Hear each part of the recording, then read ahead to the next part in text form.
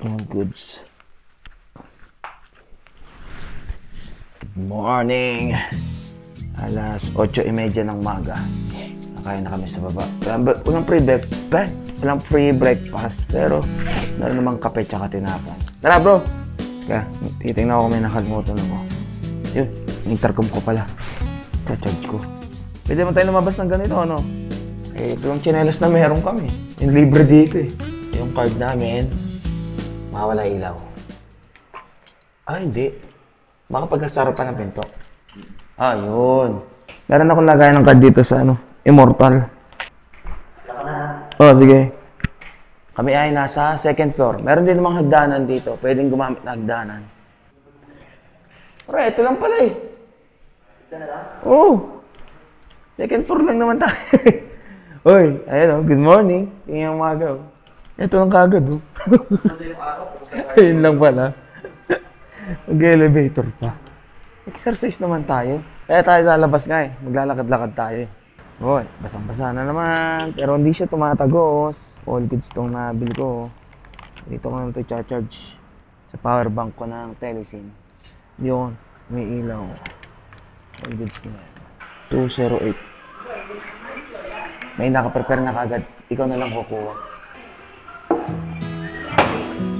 Kape. All goods. Dahil maaga pa naman at alas 12 pa naman yung check-out namin, hahanap lang kami ng bibilahan ng medyas ko. Tapos sila sadik, ewan ko na kung anong bibili niya. Pero ako medyas ang pakay ko. Tapos, kung kaya naman namin lakarin, hanggang doon sa may SM, makakapag-SM kami. Ito kasi sa Burnham Park. Ito yung pinaka parang mismong sentro ng Baguio. Which is, sa palibot nito, nandiyan na lahat ng mga kailangan mo. Kainan, hotel, yan. And kung meron ka pang gustong puntahan, marami pa kayong pwedeng puntahan dito sa Baguio na mga tourist destination. Namiss ko to ah. Magsawsaw ng tinapay sa kape. Gayong yung bata ko. Ito yung bago papasok ng eskwela. It's gala time! Ang nipis lang ng tsinelas. Ramdam ko kagad yung semento eh. Pero okay lang. Kasi naman nakayapak tayo. Yun, natatandaan ko na itong lugar na to. Yung dati, hindi pa ako nagbablog ha. Kami ng asawa ko, tsaka ng nanay ko, at ng mama Neri ko. Nung nagbagyo kami, dito kami tumuloy. Paladin Hotel. Ako pa nag-book nun eh. Marami kami pinuntahan dito na lugar. Katulad ng Camp Janhe, mga ba yun? Yung grotto. Basta madami. Wala, naalala ko lang, bigla ko na-miss eh. Sarap maglakad. Ang lamig. Rizal Park dito sa Baguio City. Dito tayo ngayon sa kung saan kami nag-picture ng checkpoint namin ng Cordillera. Oo, iba. Ito yung lugar kung saan Uy, ano yun? Lagi ako nadadali ng ganun ah. Yung maliit na step ah. Dito yung ano, pwede ka magbangka. Nakapagbangkaan na kami lahat ni Anggi dito eh. Bro! Halika. Dapat ganito ang ginagawa mong negosyo sa inyo, sa baha. Meron ganyang mga bangka-bangka. Oo nga no. Oh, di ba? Oo, pwede yan. Oo. Eh, kita ka doon. Magandang negosyo yan, bro. So, ang gagawin ko, uwi ko to dun. Hindi, magpapagawa ka na doon. uwi ko Siyempre. Pwede. Oo. Doon yung ano, yung pwede ka namang mag-bike. Yun. Ito na yung biking area mismo dito. Isang pahaba lang yan, magpapabalik-balik ka lang. Kumbaga, relax ka lang dito pag nagbabike ka. Ano yan, boss? Ayan, taho sir. Uy! Meron tayong strawberry, ube, melon, pandan. Mas madami na ngayong flavor ah. Oo, may 6 flavors po tayo ngayon. Basta pwede Gcash, pwede. Pwede. Yun. Yun. Wala sa tayong cash eh. Gcash lang. Uy. Sige sa akin, patry ng ano, ube. Tikman ko na dati yung strawberry. Good. Halos karami naman yata rito ng ibang tindahan ay tumatanggap na ng Gcash. Saka yung mga nandito, mga nagpaparenta ng mga bisikleta. Meron din pambatang ano, bisikleta oh. Oh, sige, yapit! Kaya na yan! Kine-check ko lang yung mga gulong ng ano, ng mga ginagamit na bisikleta rito. Yung ganitong gulong meron ng Shipa, yung pambarel. Upod na to, palitan na to. Ato, makapal pa. Ito lalo to, manipis na oh. At palitan na yan. Palitan na ng Shipa yan oh. Oo. Para mas matagal maupod. Ang daming papalitan na gulong yan. Pag lahat yan, naupod agad oh. Dito yung ano, yung may bump car. Kaso sarado pa, maaga pa eh. Dito rin yung skating rink. Ayan. Which is, dito ako natutong mag rollerblades. Sarap dito. Tatambay-tambay ka lang. Lahat ng nag-aalok sa akin ng bike eh. Sabi ko kung pwedeng ilabas eh, gagawin namin service dito eh. Natawa na lang si kuya eh. Dito sa lugar na to, merong archery. Or yung pagpana. Tapos, ayun yung ano, range. Nandun yung ano, nakita ko si ate, ayun. Baka panahin pa yung puso nila sa dik nito eh. Bro, punta ka na doon para panahin ka na ni ate. Ganyan ako na nga siya. Ate! Ayun o. Pre, manda ka, papanahin ka na ni ate. Ayun na. Ano pare? Ano? Gamutin mo ako. Sige, ako nang bahala sa'yo.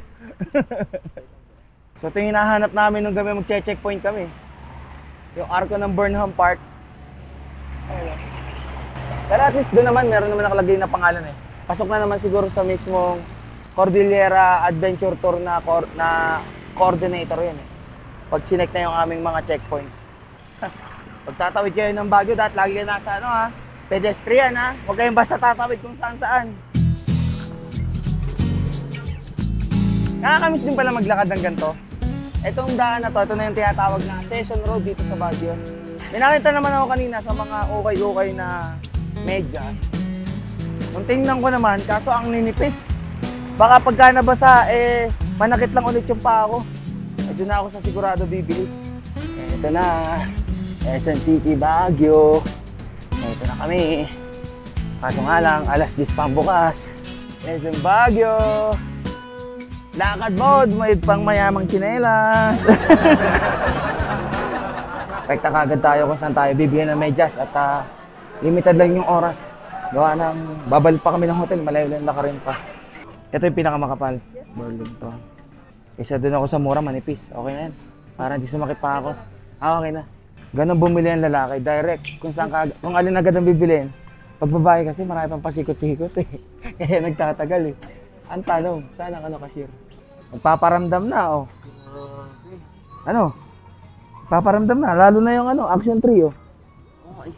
Maganda pala ngayon yung Action 4, may bago siyang update ng firmware which is meron na siyang pre-recording. Yung hinahanap ko, yung katulad sa GoPro na hindsight.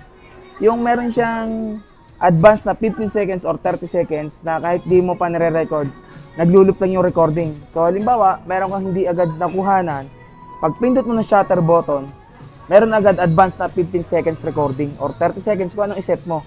Sa ganun, anytime na merong mga biglang pangyayari na hindi agad naka-on yung camera mo, makukunan pa rin. So DJI Mini 3 Pro. Ang alam ko, meron kasing ilalabas na DJI Mini 4 Pro which is 360 obstacle avoidance. So yun yung iniintay ko na lang. If ever man na makaipon ako ng pera pambili. All goods. Nakabili na tayo ng medyas. Diretso uwi na agad. Diretso agad uwi ng hotel. So itong kahabaan ng Session Road, pagkano pala, sinasarado ito ng hapon. Si Spider-Man, dito muna sa tabi oh. Asan ang sapot mo? Diyan nalabas. Diyan nalabas yung sapot mo. Nice bro. Yeah! Spider-Man na parang Black Panther ata yun eh. Ewan ko ba? Mali-mali ka rin. Sorry. Spider-Man daw eh. Sumay pa nga pala, no? Black Panther, nakita ko yung rito eh. Yung tenga eh. Okay guys, sorry na guys. Lasadik talaga.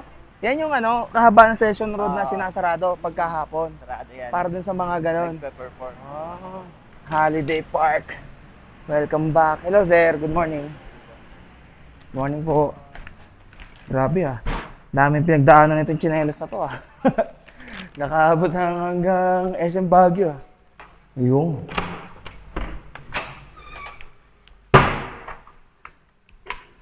Wow. Solid yung dun ah. Yung lakad ah. Ramdam ko yung bawat ng kalsada dahil sa aking pangmayaman na tsinelas ah. Hindi mo kasi ito mabibili kahit saan. Sa mga hotel-hotel mo lang yan. Tatawa nga kami. Lahat ng nakakakita sa amin nakatingin sa tsinelas namin. At least wala naman kaming katulad. Kami lang yung gumagamit ng ganito sa labas. Para kami yung lokal. Ayan guys, ayos muna kami tapos Kakain at lalarga na rin tayo. Kung ano pa yung mga pupuntahan namin ngayon dito sa Baguio. Side trip lang muna bago tayo lumarga at kung ano pang gagawin namin. Ngayon sa vlog na to. All goods. Ready to go. We're prepared. At baka pag napasobra kami ng checkout, magbayad pa kami ng another. Ang dami kong dalahin.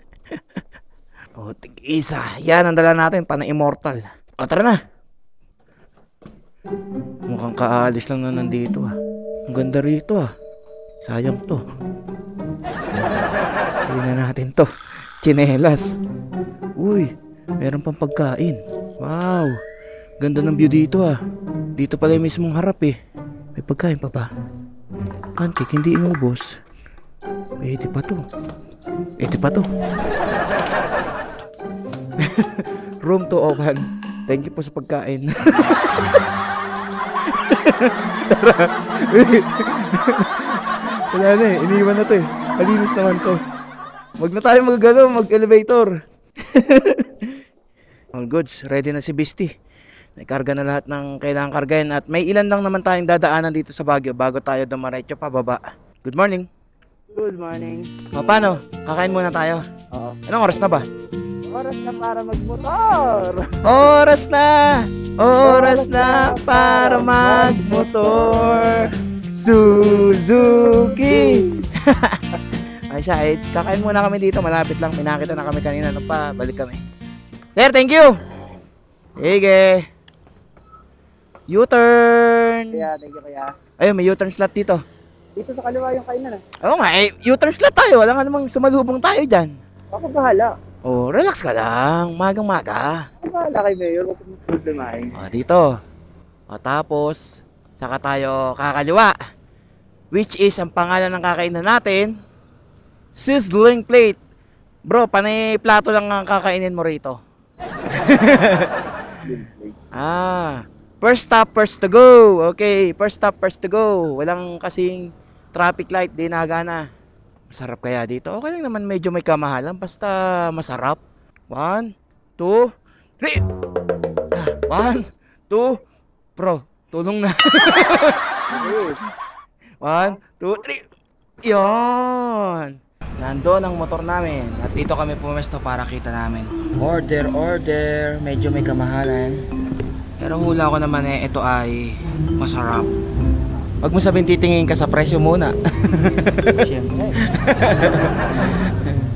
Sa akin kasi, tinitingnan ko kagad kung ano yung gusto kong kainin. Tapos, tsaka ako titingnan yung presyo kung kaya naman. Basta satisfy naman sa lasa yung presyo na nandito. May libre muna silang soup habang naghihintay ka ng order. Good, sarap pa. All goods. Bilis ah. Oh.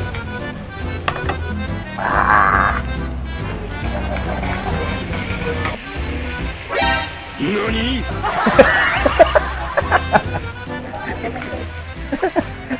Dahan-dahan lang. Doon mo binuhos yata sa mismong sisling eh. Sisling talaga para umitin. Eh? Ganito pala ang itsura ng sisling na steak. Pero ang linis ng sisling nila bago ko buhusan kanina.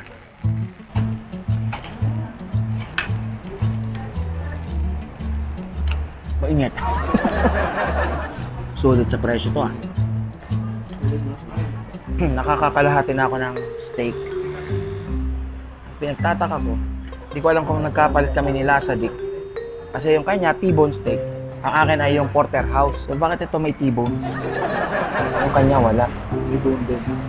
May bone lang pero hindi letter T. Hindi kaya nagkapalit tayo. Para mas madami yung karne ng iwa. Hindi yata si Kuya. Ang kakanakot dun. Magkano difference? 30? Okay lang. Excuse me. Ano boss? Busog na ako. Hindi talaga makanali. Parang ito yun eh. Ito yung T-bone steak eh. Oh. Makanali o mapakali? Makanali. Pares lang yun. Makanali, mapakali. Oh, letter T. Hindi mo pa rin yan? Tatanungin ko talaga si Kuya. Hindi ako na. Dami mong karne ng iyo eh. Palakasan lang daw kasi. O tapos medium rare. Yan yung order ko, medium rare. Sa akin. Oh. Sir, tanong ko lang. Yeah. Yung pagkakasab kanina ka sa akin, ano nga ba yun? Porterhouse, tapos T-bone steak. Kung tama yung pagkaka, namin din. Anong order ni Porterhouse? Oo, porterhouse. Tama. Oo. Ang corner namin yung buo niya ganyan. Ah. Ang tibon naman namin yung dito.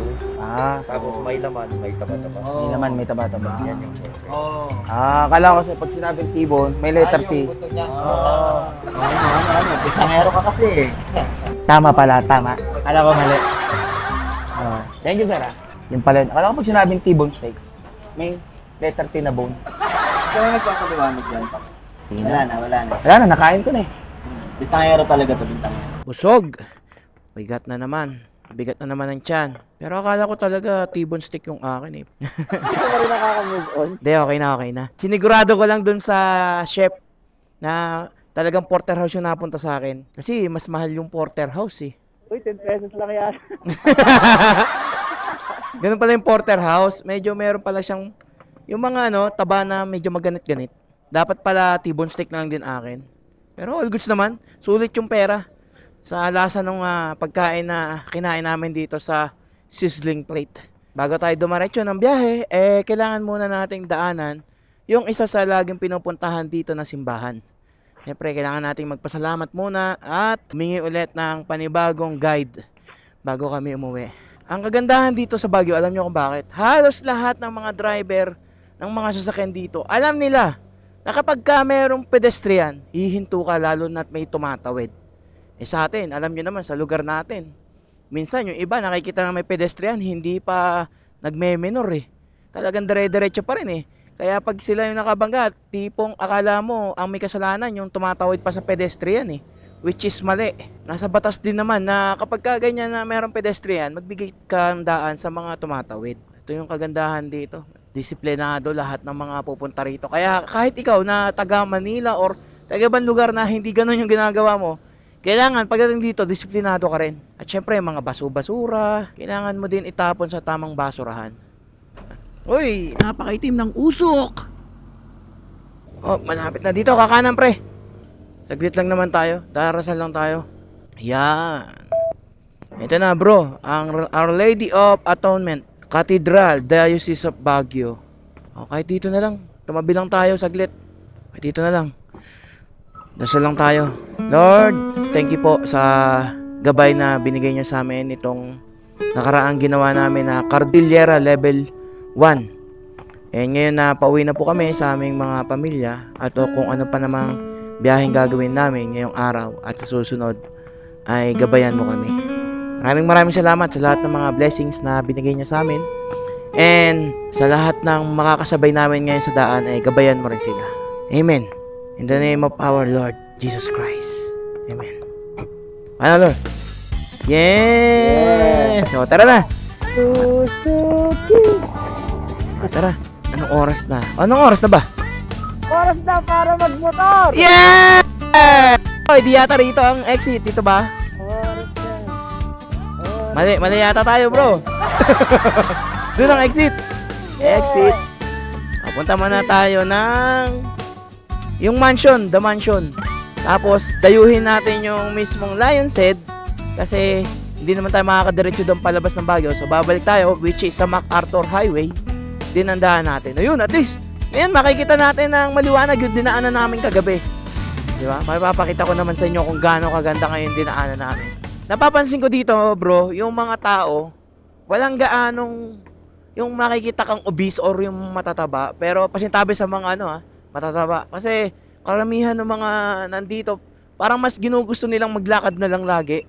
Oo, kasi enjoy dito eh. Ganda ng tanawin. Tsaka bukod doon, yung klima kasi. Oo. Wala pagka sa Maynila or sa lugar natin tayo maglalakad, sobrang init eh. Oo. Tapos yung alikabok pa. Oo, tama. Dito talaga may enjoy mo yung paglalakad sa mga pupuntahan mo. Kaya pala maraming mapuputi dito, pumuputi, no? Oh, gusto mo, mag-stay ka muna rito para pagbaba mo ng mga isang buwan, magmumukha ka ng Amerikano pagbaba mo dito. Nakakajawa ako dito. Oh, gusto mo, iwanan na muna kita rito. Pwede din, bigyan mo ako ng panggastos dito. Ay, magganyan ka lang, oh. Uy, ito, Baguio Botanical Garden. Halos magkakadikit lang yung mga tourist destination dito eh. Kaya mas maganda na meron ka talaga dalang sasakyan. Oo. Pero nung kami ng mga nanay ko, ng mami ko at saka ng asawa ko, nung nagbagyo kami, kumausap kami ng isang sasakyan ng taxi kung saan kami ipupunta ng mga tourist destination. So bayad na yung maghapon. Pwede. Hindi na kami yung tipong sasakay ulit. So, hihintay-hintayin na lang kami. Arikila, sulit na yun. Oo. Kay Ito, Manong. Camp John Hay, Mines View Park. At least di na maghahanap si Manong ng pasahero. Oo. Kumbaga, ano na agad siya, kota na kaagad siya. Oo. At dito tayo sa The Mansion. Papakita ko lang sa'yo bro yung yung mansion na binili ng aking mga kamag-anakan. Ito na, yung The Mansion. Bawal nga lang mag-park dyan. Ayun, The Mansion. Binili ng mga kamag-anakan ko yan. Hindi, joke lang yung binili ng kamag-anakan ko. Di man kami ganun kayaman. Pambili nga ng sapatos sa nasira kong to. Hindi pa yata to mapapalitan pag uwi ko Kailangan ko munang mangutang na naman yata sa Shopee. Lion Set tayo, dayuhin natin. At yun din yung isang lugar na simula nung bata ako, hindi ko pa napupuntahan. Na kahit picture wala ako nun Itogon. Dito yung meron Mines View Park din. Kaso, ang magiging problema namin nila sa Dik, pag pumunta kami dyan, ilalakad tayo ng Mines View Park. Ang problema lang kasi, pagka iniwan namin yung motor namin na may gamit, problema kami, baka mawala. Kailangan naman dalhin namin hanggang doon sa may Mines View Park. Di hassle naman kung dala-dala namin. Pero nakapunta na ako dyan ng bata ako. Yan ang madalas puntahan dito sa Baguio. Mines View Park. Kung halimbawang mga baguhan din kayo dito sa Baguio at mapunta kayo, sigurado, magkakandaligaw-ligaw kayo kung hindi nyo kabisado yung mga pupuntahan nyo. Dapat talaga meron kayong Google Map. Although may mga signage naman kung saan yung mga lugar na pupuntahan, kung saan liliko. Pero mas okay pa rin talaga may Google Map. Magkandaligaw-ligaw ka, iikot ka ng iikot Kanina, ang lapit lang ng pinuntahan natin, pero nalilito tayo. Kaya nga, pinaikot-ikot tayo kasi mali-mali yung pasok.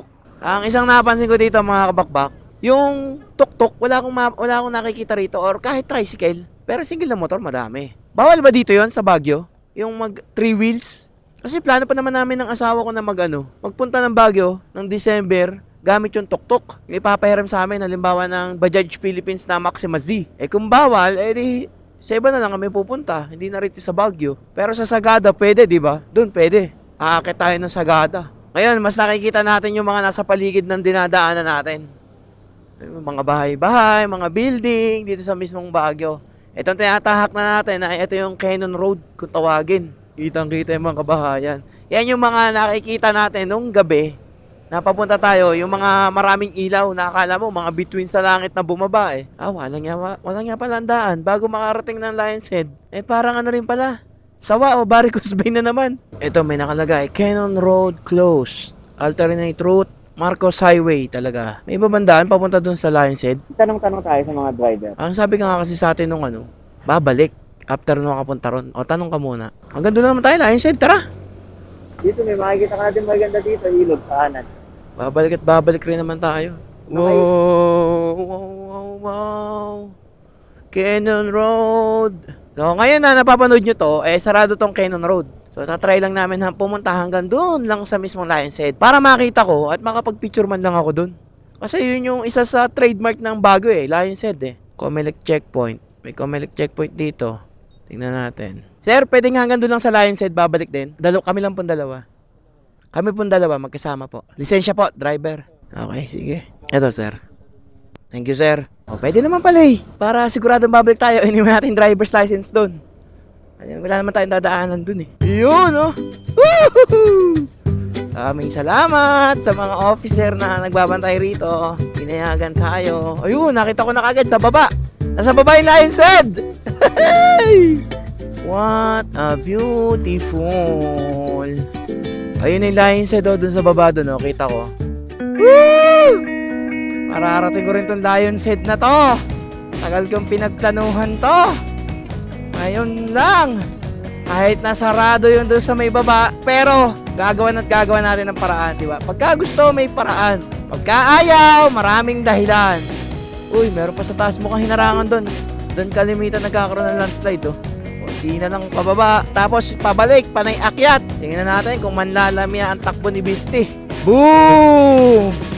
Kanya mo, Baguio, Cannon Road. Uy, kalimlim na naman dun Pero hindi naman tayo ulanin yan. Hula ko lang Ito yung kalimitan talaga daan ng mga pumupunta ng Baguio. Pero dahil sarado, MacArthur Highway talaga ngayon. Hindi ko lang alam kung bakit sarado, kung may landslide pa na madadaanan or dahil pinatupad na ng gobyerno dito na lalo na yung mga nakatira dito sa may Cannon Road na mga residente lang yung makakadaan. Sarap talaga pagka umaga ka bumabiyahe. Pag papunta rito ha, kasi kitang-kita mo yung mga view eh. Eh pagkagabi wala ka talaga makikita eh. Panay paakit talaga to. Pabalik natin. Ang mga gawain ng driver dito, lalo't mga bus, mga malalaking truck, pagka papunta rito, dito dumadaan, eh nagbubusina bago umakyat kasi nga medyo maliit yung kalsada. Pero ngayon, ni road widening na eh. Sa MacArthur Highway kasi, ang laki ng kalsada ron eh. Ayun, ang Lion's Head!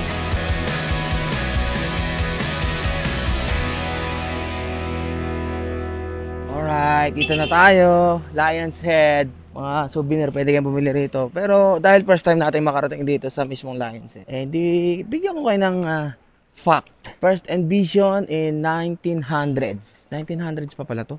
Grabing tagal. Hindi pa ako bata nun. Hindi pa ako naipapanganak nun. Sabi ko nga sa inyo kanina, is trademark to ng Baguio pagka dito ka dumaan sa mismong Cannon Road. 40 foot. Gano'ng kataas yung 40 foot? Tingnan nyo na lang. Oh. Sukatin nyo sa akin na ako ay 5'4". Ito ay 40 foot.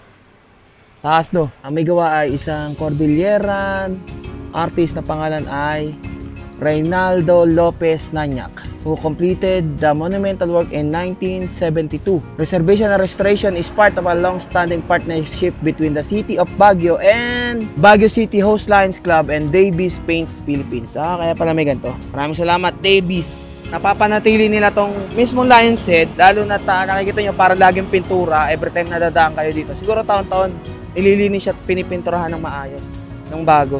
Yun o, di ba? Parang sila eh. Parang Lion King eh.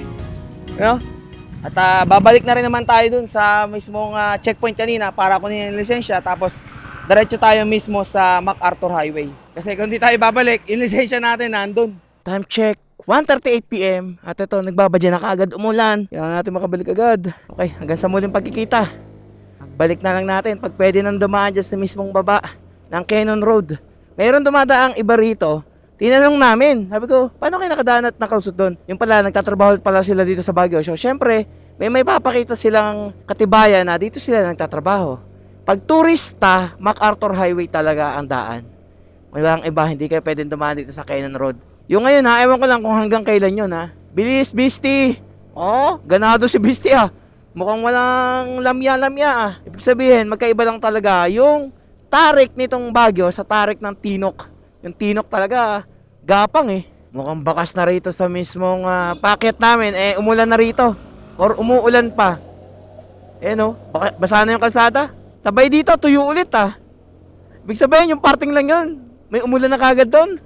Iba ang ulap doon. Ano, Beastie? Ay, hindi, 40 ang takbo. O dito, basa ulit. Ang kulit ng ulan. Ano, parang linya ng white lane, yung putol-putol. Basa, hindi. Basa, hindi. O, ito na yung pulis. Dito na tayo sa may pulis. Sa mismong checkpoint. Ganun tanghali po. Sir, ito po. Lisensya po, sir. O, habang iniintay ko yung aking lisensya. At mukhang yung kanina nagbabantay mukhang nadala ata. Pero nakita ko tong statue na to. Cornel Lyman W. Cannon. Infantry US Army. Builder of Cannon Road. Oh. So sa kanya pala pinangalan yung Cannon Road. Cornel Lyman W. Cannon. At least may nalaman tayo at may nalaman din kayo sa akin ngayon ha. Tumigil na muna kami dito sa police station at gawa ng lumakas yung ulan. Naibalik na sa akin yung lisensya. Thank you kila sir kasi kanina merong number na 150 at 105. So yung nag-claim ng 150 ang naibigay yata is yung 105. Yun yung lisensya ko. Buti na lang kamo bumalik agad si sir ngayon ding araw na to. Siguro napansin niya, iba yung pangalan ng lisensya. Nakalayo na rin naman Pero tinatawagan naman nila sir kanina. Kasi di ba sa lisensya, meron tayong number doon. Okay na, all goods. Pinag-stay muna kami nila sir para magkape. Tamang-tama, sabi ko na nga, baka alas 2, madali na naman tayo ng ulan. Saktong-sakto, alas 2 oh.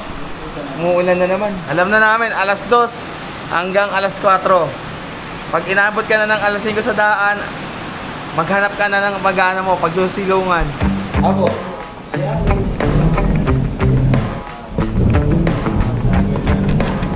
Pasok.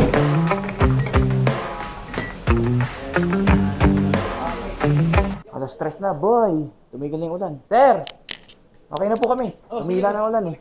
Thank you po, sir ha. Thank you sa pakape. Sir! Para po sa inyo. Yan po sticker. Sir. Bigay niyo na po sa kasama niyo, sir. Thank you, sir. Thank you po.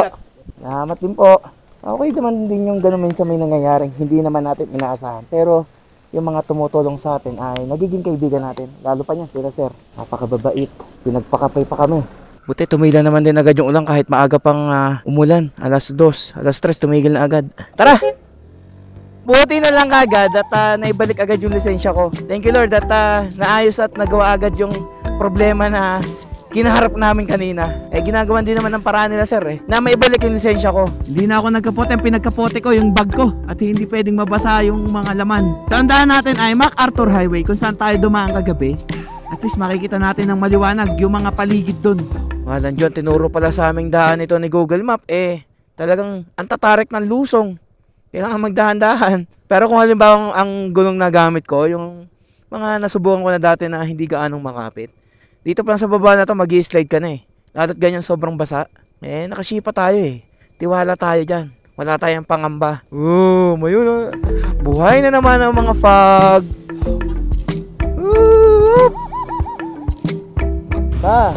Hoy, bakit naandyan kayo? Ba't may dala pang may dalang tennis ball yung isa. Mukhang doon ipinex nung may-ari ng kambing yung yung bola, kaya naandun yung mga yun. Grabe ang tarik. Ang tarik niya, boy. Oo, tarik. Grabe. Diba umovertake? Hawak ko makakyan. Nakabisti yan. Boy. Teka lang. Okay. Grabe. Tingnan nyo naman yung hamog na naman Ito talaga yung isa sa pinakamagandang may experience mo pag nandito ka sa Baguio or kahit saan mang mountain province dito sa Cordillera. Yung maranasan mong pumasok sa loob ng fog na napakakapal na to na sinasabi natin zero visibility. Lamig! Tsak na pagbaba natin mamaya, siguradong mainit na naman ang ating mararamdaman. Kaya dapat siguraduhin na kaya ng katawan ninyo yung bigla-bigla ang pabago-bago ng panahon. Kaya magbaon kayo ng vitamins.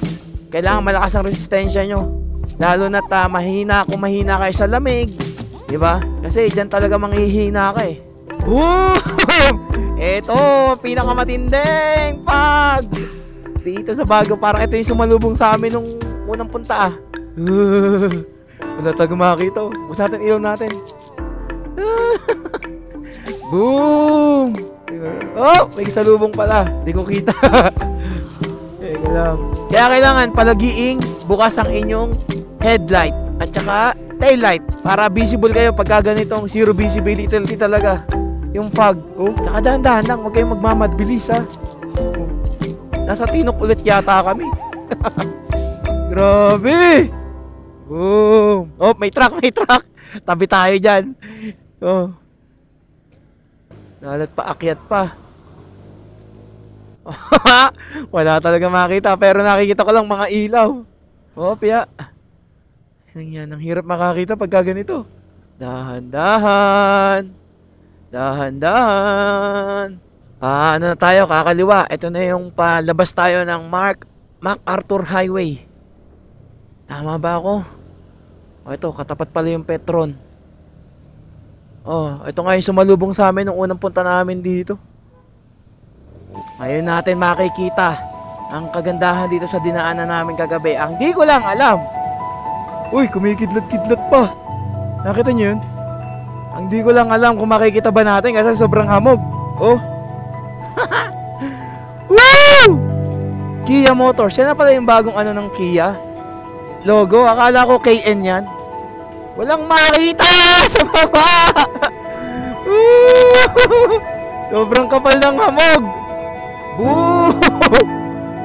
Akala ko makikita na natin yung paligid walang dyan naman ang fog. Napakakapal. Sana humawi habang dinadaanan natin. Basang kalsada. Overtake yung bus. Gagi yung bus. Palibasa, single na motor lang kasalubong. Pinilit ng malagyan. Pero delikado yun Dahan-dahan. Pasalubong. Hindi na ako nakabili ng pasalubong. Alam ko naman na mas magiging masaya ang asawa ko pagka umuwi ako ng maayos. Nang wala man lang akong sugat, wala akong galos, or walang masamang nangyari sa akin. Yun ang pinaka-the best na alam kong gusto niya sa akin na pasalubong. Wala na sanang ulan pagbaba natin. Yan, humahawi na yung kaulapan. Lamig. Naninigas na naman ang kamay ko. Hindi naman gaanong basa, pero sobrang lamig lang talaga. Tumatagos eh. Yan, ang kapal. Papasok na naman tayo sa portal. Oh! Wala makakita!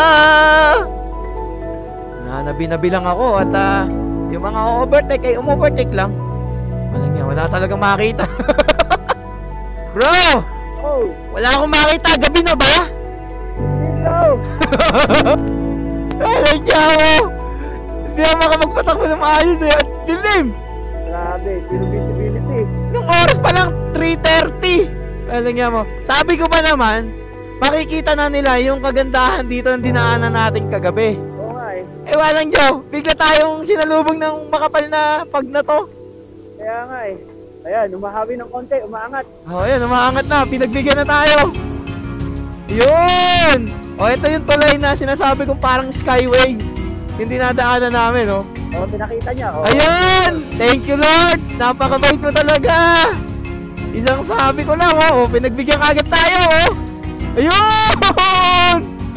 Grabe! Pero naninigas na ako, ha?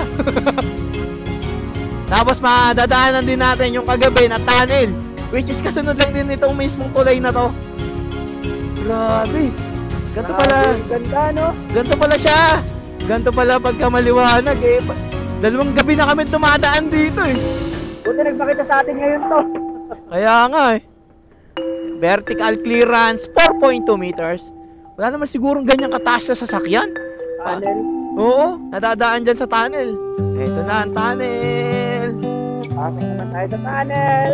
Boom! Bomba! Bomba! Boom, boom, boom, boom. Ay. Hey! O, tatabi lang po kami. Wait lang. Tignan natin sila. Hey! Woohoo! Oo, ganun lang pala siya kaikli. Samantala nadaanan ko kagabi, parang ang haba-haba kasi ang dilim-dilim. Oh. All goods. Wala pa rin talaga makakita sa panabi. O, pagkatapos noon mismo ay panaytindahan na ang gulay, pasalubong. Siguradong mura lang ang gulay dito. Ang mahal dito, karne. Yun ang pagkakalam ko, ha? Kasi tingnan mo naman, pag inakit mo yung karne dito, magmamahal na talaga. Ang karne ng mga hanap buhay naman ng mga tao dito is nagtatanim ng gulay. Kaya medyo mahal din yung gas dito kasi ang layo. Kaya nga, paakyat eh. Kita mo naman yung may nakasabay tayo na tanker, yung ano ng gasolina. Walang yung bagal. Bago makarating yun, ilang litro ng diesel ang inubos ng truck bago maihatid yung gasolina sa mga gas station dito. Oo, kaya wag sila magtataka kung nasa 70 plus ngayon yung ano dito.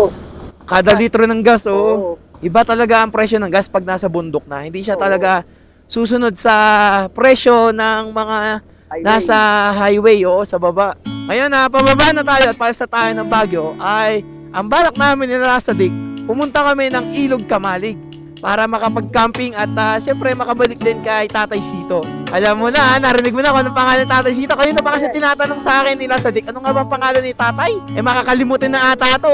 Medyo nagpapangita na ang kanyang edad. Hey! At pasin mo nga mo ah. So, kita-kits na lang tayo doon kung anong oras kami makakarating doon sa Ilog Kamalig.